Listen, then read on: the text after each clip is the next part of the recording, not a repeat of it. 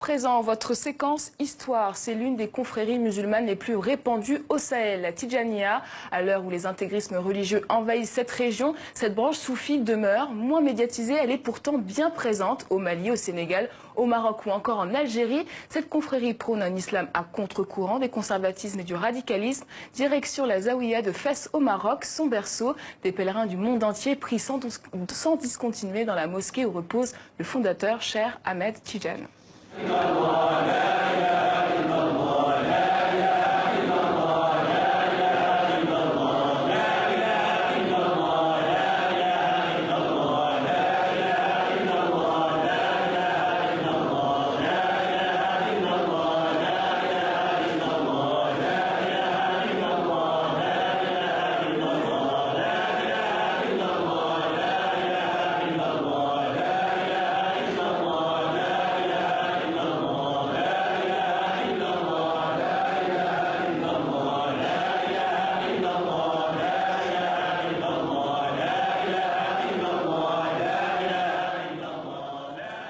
Avec nous, Slimane Zeguidour, qui s'est penché sur la question de Tidjaniya. Bonsoir Slimane. Bonsoir. Alors expliquez-nous, c'est quoi la Tidjaniya?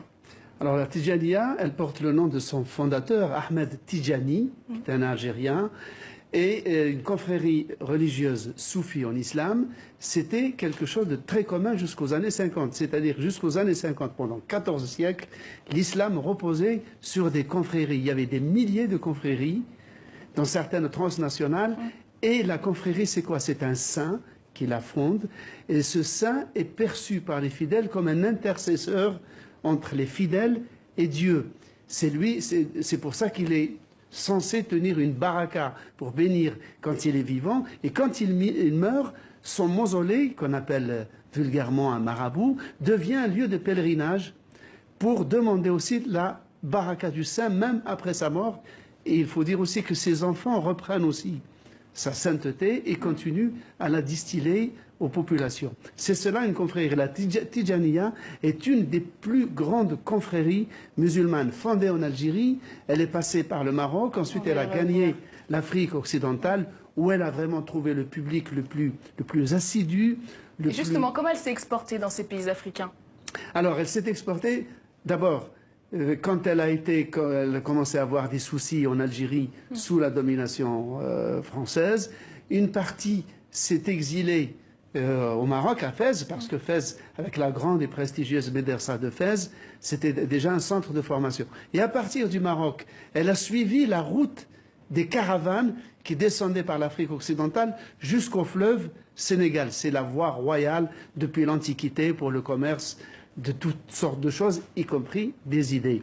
Et c'est pour cela qu'elle a, tout en étant présente en Égypte, en Turquie, c'est vraiment autour du Sénégal, mais aussi en rayonnant vers le Burkina Faso, la Gambie, le Mali, la Mauritanie évidemment, qu'elle a trouvé son bassin naturel où elle a été adoptée, non seulement adoptée, mais enrichie par des lignées de ulama comme le Hajj Malik Sy ou le Hajj Omar Tal.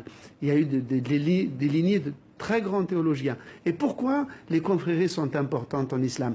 Parce que la confrérie, c'est quoi? C'est l'islam qui est né dans le désert arabe, qui arrive à s'adapter aux mœurs, au climat d'une région donnée. Et donc il prend les couleurs, il s'acclimate, il prend les couleurs du terroir. Il devient un islam local tout en restant universel. Et c'est cet islam-là qu'à partir des années 50, le salafisme a commencé à homogénéiser et à en abraser toutes les couleurs et pour le réduire à quelque chose d'immatériel presque. Et il y a aussi cette romance célèbre pendant la colonisation. Une aventurière française s'est mariée avec un des chers de la Tidjaniya. Oui, avec un des fils, un des enfants de Ahmed Tidjani, le fondateur dans la ville de Laghouat en Algérie. Effectivement, il l'a rencontré en France où il était plus ou moins en exil. Ils sont tombés amoureux. Ils sont revenus à Laghouat, très exactement à Ain Madi, qui est le berceau historique de la confrérie, et elle est devenue une maraboute. Elle était considérée que c'est comme si la sainteté dont avait hérité son mari s'était répandue sur elle, et elle était vénérée. Elle a créé des hospices, des écoles, des orphelinats, et quand son mari est mort. Elle s'est remariée avec un autre de sa famille. Et après, elle est repartie en France où elle a été décorée, honorée, Légion étrangère, Légion d'honneur. Et donc, elle reste un personnage très populaire en Algérie, chez les musulmans, mais aussi dans son pays d'origine, la France. Et comment aujourd'hui la confrérie est-elle devenue un outil de soft power pour des pays comme l'Algérie ou encore le Maroc? Ah, exactement. C'est vrai que aussi bien Rabat qu'Alger, il y a une espèce de bras de fer feutré, tout en dentelle, sans surenchère verbale, pour utiliser cette confrérie comme un vecteur d'influence, de rapprochement, de tissage de réseaux entre l'Afrique et le Maghreb. Le Maroc se flatte d'avoir la tombe à Fès, ce magnifique mausolée à Fès, et quand les notables tijanes de l'Afrique vont au Maroc, ils sont reçus au palais, soit par le roi, soit par un proche du roi, donc ils sont complètement honorés.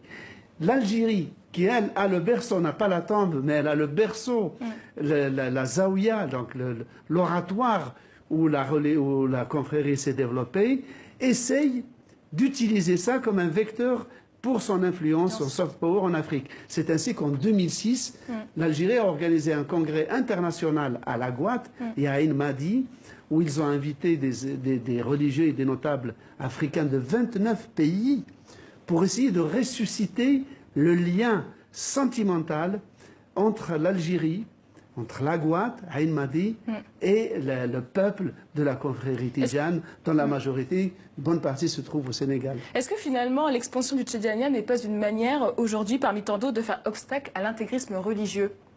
Oui, comme je le disais tout à l'heure, l'islam des confréries est un islam ludique, est un islam qui est enraciné dans la culture populaire, dans les danses, dans la musique, dans le folklore, dans la mixité, non seulement hommes-femmes, mais mixité musulmans, non-musulmans.